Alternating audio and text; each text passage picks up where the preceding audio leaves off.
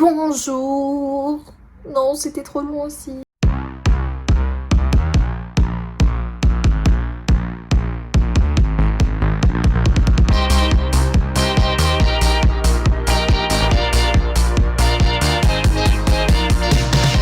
On se retrouve du coup pour une nouvelle vidéo. Aujourd'hui, je vais ranger mon espace de couture et en même temps vous présenter les différentes machines à coudre. Vous allez voir que ce sont 3 machines qui ont des fonctions assez différentes. Je vais vous les présenter et en même temps je vais vous faire des petites recommandations pour acheter votre première machine à coudre pour commencer cette saison de projet. Et pourquoi pas vous faire aussi un petit point sur comment utiliser une machine à coudre. Peut-être que ce serait pas mal aussi, sinon on va pas aller très loin. Donc on va commencer par ranger tout ce bordel. Et cette partie-là, c'est plus du coup la partie design que j'utilise pour faire mes dessins, mes patrons ou toutes les missions que je fais pour mes clientes pour les aider à développer leur marque aussi. La surjeteuse, la machine à coudre familiale que je vais vous montrer, qui je pense une familiale sera plus utile pour débuter en couture. Je vais vous la présenter par la suite. Je dois avouer qu'avant j'avais un studio à moi, ce qui était beaucoup plus simple pour découper, c'était trop bien, c'était trop bien. C'est trop bien, mais la vie fait que... Donc c'est la vie quoi. Du coup j'ai dû abandonner cet espace. Je sais pas si je vous l'avais présenté dans une vidéo. Non. Mais en gros, il y avait l'étage où il y avait la friperie et en dessous, il y avait l'atelier. Si vous avez vu une vidéo que j'avais faite sur l'upcycling, de comment faire une jupe upcycling, c'était dans cet espace du coup que l'atelier était. Mais bon, on revient à la maison avec un nouvel atelier et on fait avec quoi. Aussi pour vous montrer qu'on n'a pas forcément besoin d'un studio pour apprendre à coudre ou faire des projets. On peut très bien le faire dans sa chambre. Mais en soi, une machine à coudre et les outils que je vous ai montrés dans les précédentes vidéos avec une trousse, ça suffit amplement. Un petit bac pour ranger vos tissus, vos patrons et voilà quoi. Vous pouvez débuter, même dans une chambre étudiante, vous pouvez le faire. Il suffit juste de réorganiser l'espace, mais c'est totalement possible. Et voilà. Ça se présente comme ça, avec une cape de protection. En soi, cette machine à coudre, c'était la première machine que l'école nous avait conseillée pour débuter en école de mode, mais je pense pas que vous ayez besoin d'acheter une machine de cette valeur-là parce qu'elle a coûté à peu près 800 € à l'époque. Ok.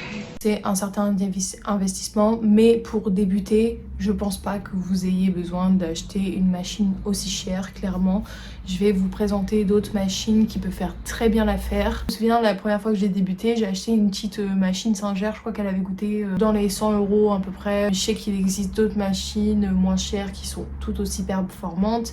Et ça m'a très bien tenu. En tout cas, si vous voulez la référence ou si vous voulez justement apprendre à coudre pour ensuite aller en école de mode, cette machine c'est une Pfaff Ambition 1.0 et je l'ai depuis longtemps maintenant. Ça fait presque 7 ans que je l'ai et elle marche toujours aussi bien, elle est nickel, y a rien à dire franchement.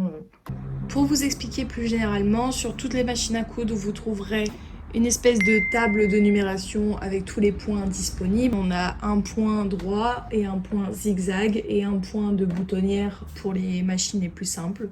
Vous trouverez aussi une roulette de tension pour régler la tension de votre fil, un endroit pour enfiler les canettes, un endroit pour tenir votre bobine de fil. Ça c'est un écran digital qui me permet de voir les différents points que je vais utiliser. Je pourrais aussi régler par exemple la longueur de mon point. Là je peux régler la vitesse. Vous avez aussi un espèce de rembobinage manuel ici, l'endroit pour mettre la canette, l'aiguille, un espèce de rangement pour mettre tout ce que vous voulez. Donc moi je mets les canettes pour les fils. Vous retrouverez aussi un point pour revenir en arrière pour fermer le point lors du début de couture. Je vais vous apprendre à faire déjà une canette de fil pour mettre sur la partie inférieure et ensuite à enfiler votre fil pour utiliser votre machine. Donc quand je parle de canette, embobiner une canette, donc ça se présente sous cette forme là, une canette en plastique ou en métal. en fonction des machines parce que la machine industrielle par exemple c'est en métal. Et je vais venir placer ma canette en plastique sur cette petite encoche plutôt que je trouverai sur la partie supérieure de pratiquement toutes les machines. Pour le fil, j'ai choisi une grosse bobine de fil. C'est des cônes que vous pouvez trouver à peu près n'importe où et dans plusieurs couleurs. Et on peut aussi s'en servir pour les surjeteuses. Je viens l'enfiler dans cette espèce de bâton vertical et censé maintenir votre fil. Il y a des espèces de flèches en relief pour vous aider à mettre en place votre machine. Je le place du coup comme la flèche me l'indique dans ce petit crochet. Je viens faire un tour circulaire autour de ce petit clou et je viens rembobiner mon fil autour de ma canette manuellement.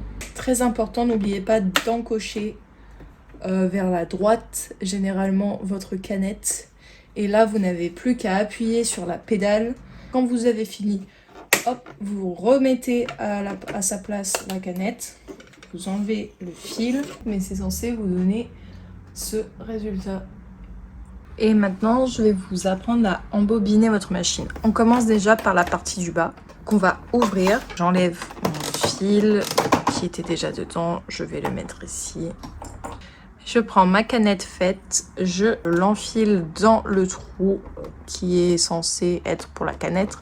Et pareil, il y a toujours des petites flèches pour l'enfiler, donc je suis simplement les flèches et je referme. Pour la partie du haut, alors je laisse souvent la tension à 7, c'est mieux d'avoir une tension plus élevée et ici je vais faire en sorte que le N soit au milieu de la flèche et ensuite je n'ai plus qu'à suivre les flèches. Donc je rentre dans le premier crochet, dans le deuxième et ensuite je fais passer mon fil par ces trous là et là je viens de voir que j'ai un crochet donc je dois le faire impérativement passer dans le crochet et je me suis aidée de la bobine manuelle pour remonter le crochet. Pour la partie du bas, je fais passer mon fil par en dessous, c'est ce crochet là. Et pareil, un deuxième crochet à la fin. Je n'ai plus qu'à faire passer mon fil dans le trou de l'aiguille. Je le fais manuellement, mais sur cette machine, j'ai un espèce d'outil qui me permet d'enfiler mon fil directement et ça va beaucoup plus vite. Je n'ai plus qu'à embobiner manuellement de l'autre côté pour attraper mon fil du bas et une fois que c'est fait, il ressort vers le haut et j'ai mes deux fils. Je dois toujours avoir deux fils pour commencer à coudre. Je les mets derrière et je peux commencer enfin mon projet. On vient de voir la première machine qui est une machine familiale et ce genre de machine est parfaite pour les débutants. Elle est très facile à manier, c'est assez simple. Point droit, point zigzag, boutonnière, point pour revenir en arrière et des fois si vous avez même des petits points broderie très jolis, c'est parfait. Enfin, ça n'ajoute qu'un plus à votre création. Maintenant, je vais vous présenter une deuxième machine, une machine beaucoup plus professionnelle qui s'appelle une machine industrielle. Les machines industrielles vont très vite, à la différence des machines familiales. La vitesse n'a rien à voir, elles ont un moteur beaucoup plus puissant. Mais la différence, c'est que sur une machine familiale, vous avez plus de points, alors que sur une machine industrielle, vous n'aurez qu'un point généralement. Par exemple, celle que j'ai là, elle ne fait qu'un point droit. Par exemple, si je veux coudre dans des tissus stretch, je vais utiliser ma machine familiale au lieu de ma machine industrielle, car elle ne fait pas de point zigzag. C'est parti, allons découvrir cette machine ensemble. Et voilà la bête. Voilà comment se présente une machine industrielle. Il y a généralement le moteur ici, la pédale en dessous. Ah oui, je vous ai pas montré, mais la machine familiale, il y a un crochet derrière l'aiguille pour remonter votre aiguille, quoi. Alors qu'ici, vous poussez généralement avec le genou pour allumer et éteindre la machine. Très rapidement, voilà comment se présente une machine industrielle. On a le fil qu'on doit remonter sur une espèce de petite grue, qu'ensuite on va faire passer par ce crochet. On doit l'enrouler dans les deux trous, qu'on doit ensuite passer dans d'autres trous, passer dans d'autres enclenchements. Mais en soi, le principe reste le même. Il est le même que la machine familiale, À part qu'ici, par exemple, le fil ne s'enfile pas tout droit, il s'enfile de gauche à droite. Très important. Un petit espace ici, en dessous, caché dans le moteur, que je dois enlever. Voilà, ma canette, elle est en métal.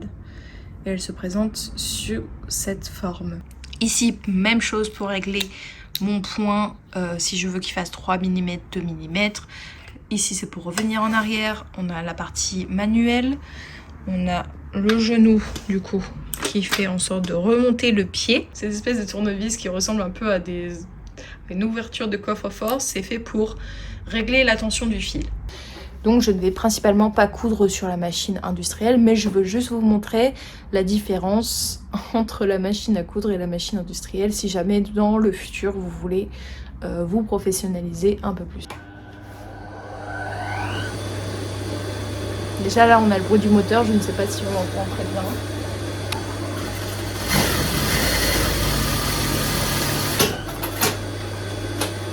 Voilà.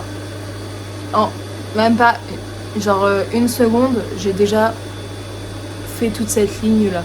Je viens de vous finir de vous montrer la machine industrielle. Pour ceux qui avaient déjà une machine à coudre et qui s'en sont servis, ont vu qu'il y a une grande différence par rapport à la machine industrielle et la machine familiale.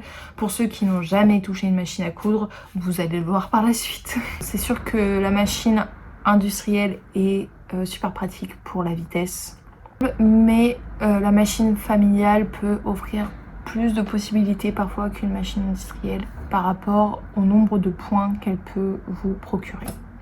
Maintenant, on va voir une autre machine à coudre qui s'appelle une surjeteuse. Je ferai une vidéo beaucoup plus avancée sur la surjeteuse parce qu'il y a beaucoup de choses à dire. Cette machine va essentiellement servir à faire des finitions plus propres à l'intérieur de nos vêtements ou à coudre des tissus plus élastiques. Ce n'est pas une obligation d'acheter une surjeteuse. J'ai fait 2-3 ans d'école de mode sans surjeteuse et ça allait nickel. Il y a d'autres détails de couture ou de manières de faire pour avoir des finitions propres. Mais si vous êtes intéressé ou si vous avez déjà une surjeteuse, on fera une... On a vu assez rapidement les 3 différentes machines à coudre qu'on peut utiliser pour certains projets ou non. Et si jamais vous avez des questions, je reste à disposition pour vous répondre en commentaire. Parce que chaque machine est différente et chaque machine a une manière de s'enfiler différemment. Mais en soi, le principe reste le même. Vous avez vu par exemple sur une machine industrielle et une machine familiale, le principe reste le même. Moi, ce qui me tenait plus à cœur, c'est de vous montrer la différence entre certaines machines qui sont beaucoup plus professionnelles et d'autres que non. Donc là, on va faire une petite recommandation de certaines machines que je peux vous conseiller pour débuter. Il y a des machines pas chères, entre j'irais 60 à 150 qui peuvent faire l'affaire. Donc là, je vous les montre à l'écran.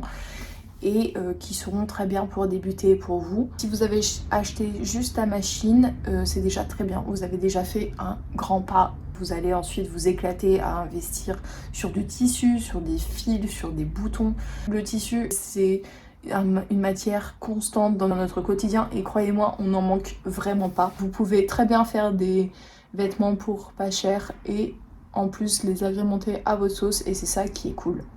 Donc voilà, j'espère que cette vidéo vous aura plu et on se retrouve dans tous les cas bientôt pour un projet de couture. Prochaine vidéo, normalement c'est le premier projet couture que je vous présente où il y aura un patron que vous pourrez imprimer à la maison. Si jamais vous voulez une vidéo sur comment arranger un espace couture à la maison, n'hésitez pas à me le dire en commentaire, je peux vous faire une vidéo sur ça. On peut faire un espèce de une journée hop makeover de studio parce que dans tous les cas je pense que je vais le faire mais dites-moi si jamais ça pourrait vous intéresser.